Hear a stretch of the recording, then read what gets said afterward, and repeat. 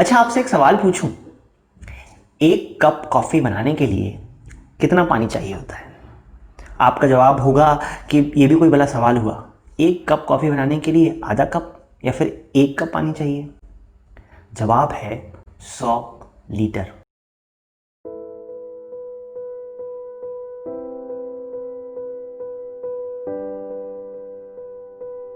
न अर्जित धन न संपत्ति होगी काम की, नहीं कोई कमाई कमानी है। हम सब यहाँ मुसाफिर हैं, ये जिंदगी एक दिन धुआं हो जानी है।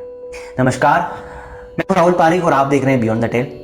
पैदा होने से लेके मृत्यु तक, अर्थात इस मिट्टी से लेके उस मिट्टी तक, इस मिट्टी की हम कितनी मिट्टी पलीत कर देते हैं इसका हमें अंदाजा नहीं। यह धरा वैसे तो करोड़ों प्रजातियों का एक घर है और उन करोड़ों प्रजातियों में से एक प्रजाति ऐसी है जो सबसे ज़्यादा बुद्धिमान है, सबसे ज़्यादा मैच्योर है। लेकिन वही जो प्रजाति है इस धरा के लिए सबसे ज़्यादा खतरनाक साबित हुई है। मानव सभ्यता जैसे जैसे उन्नति करती गई, हर एक लेवल पर, हर एक सोपान पर वो इस धरा और एनवायरनमेंट के लिए नई नई समस्याएं खड़ी करती रही। हम खुश होते रहे हमारे आविष्कारों पर, हम खुश होते रहे हमारे प्रोग्रेस पर, लेकिन अनजाने में हम खेल रहे थे एक प्रणाली से, हम खेल रहे थे एक सिस्टम से। आज से 10,000 साल पहले हम लोगों की जनसंख्या थी 10 लाख। सन 1800 यानी कि आज से लगभग 200 साल पहले हमारी जनसंख्या हो गई 1 अरब। 1960 के आते आते हम हो गए 3 अरब। अभी हैं हम लगभग 7 अरब और कहा जाता है कि इस सदी के अंत तक 10 अरब लोग होंगे जो इस धरा और इस पर्यावरण का उपभोग कर रहे होंगे। ज़रा फिर से सोचिए ये कैसे हुआ।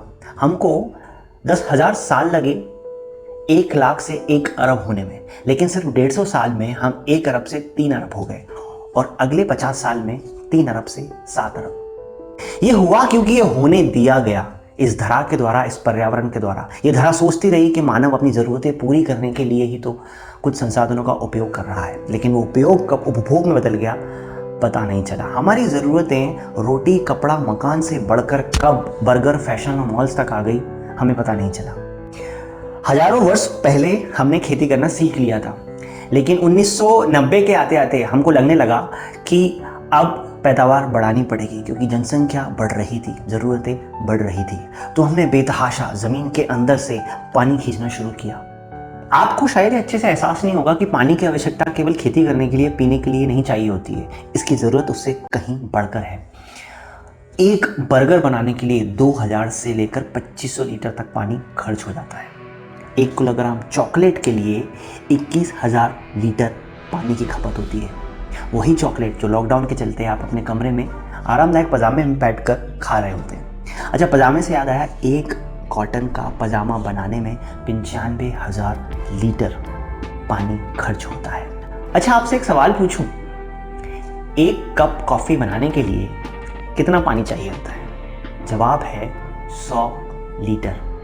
जी हाँ, बीज बोने से लेकर उसमें गर्मा गर्म दूध मिलाने तक 100 लीटर पानी की खपत हो चुकी होती है। बढ़ती जनसंख्या दबाव डाल रही है कि खेती की पैदावार बढ़ाई जाए।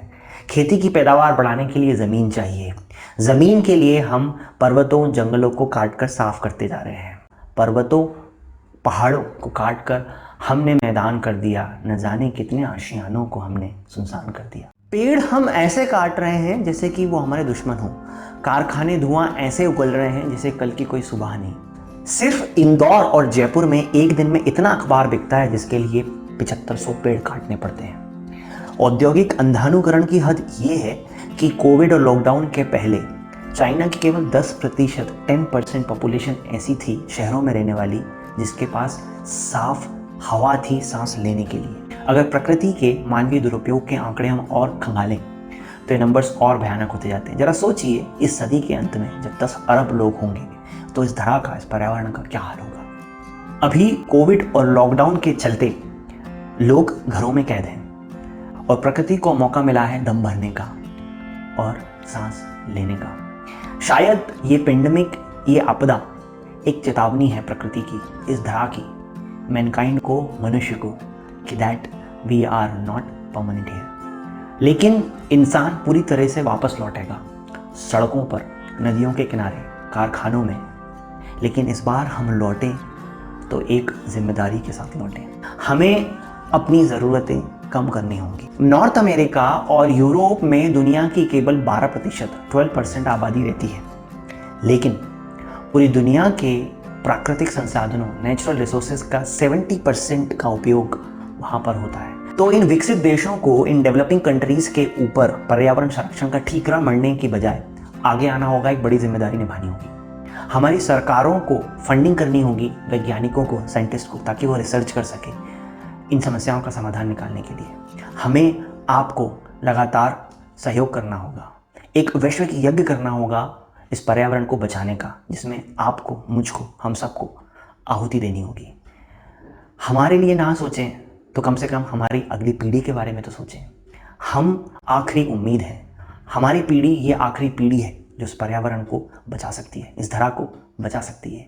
We are the last hope and we have the last chance to save the अर्थ।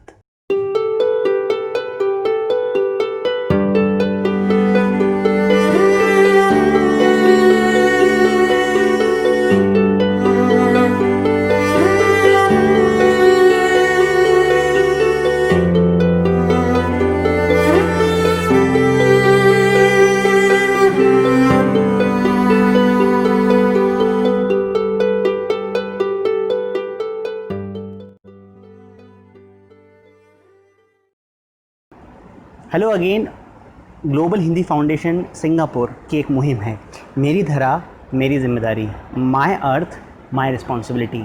आपसे रिक्वेस्ट है, इस मुहिम का हिस्सा बनिए, इस वीडियो को ज़्यादा से ज़्यादा लोगों के साथ शेयर कीजिए, और अगर आपने beyond the tale channel subscribe नहीं किया है then please do it now. Thank you.